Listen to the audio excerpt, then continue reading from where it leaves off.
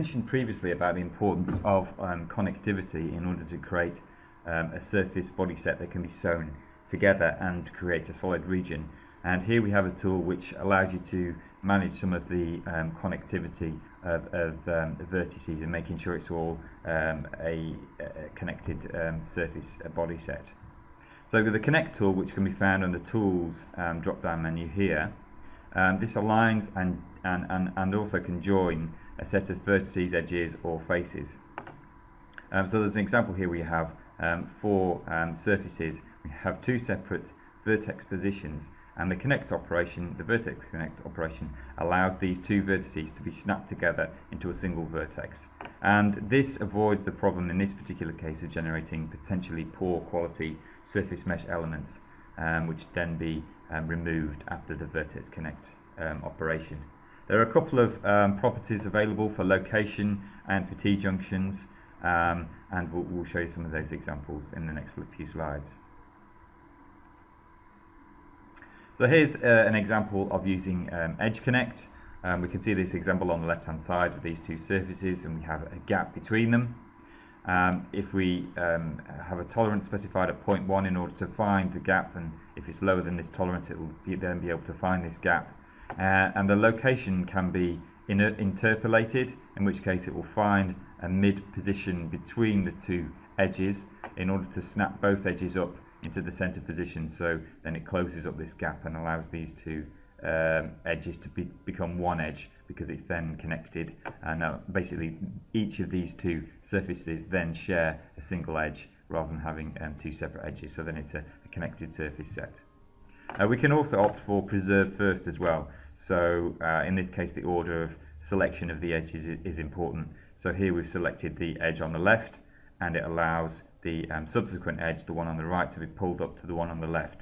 So again, we're left in a similar condition as the case above as below, but the intermediate edge is just slightly to the left based on the first edge selection location.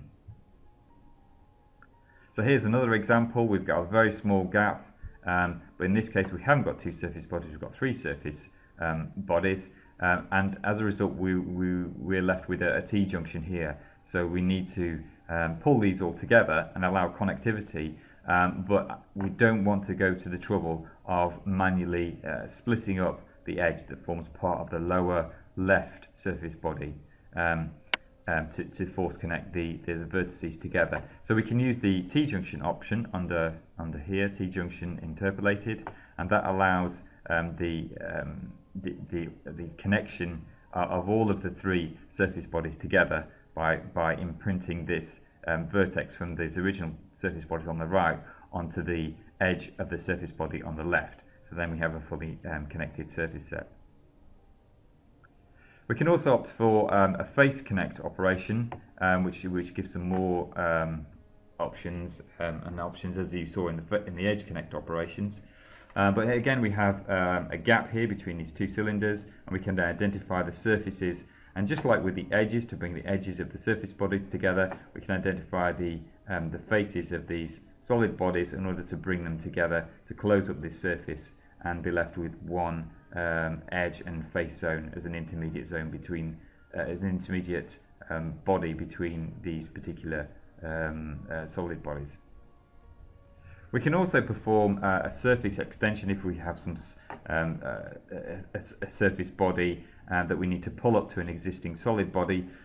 We can extend it in a particular direction in order to close up the gap and allow us to create a complete solid body. So here we can see this example. We have this fin or tail at the top here, and we can see the gap between the lower region and the main body here, and we can close it up using the surface extension.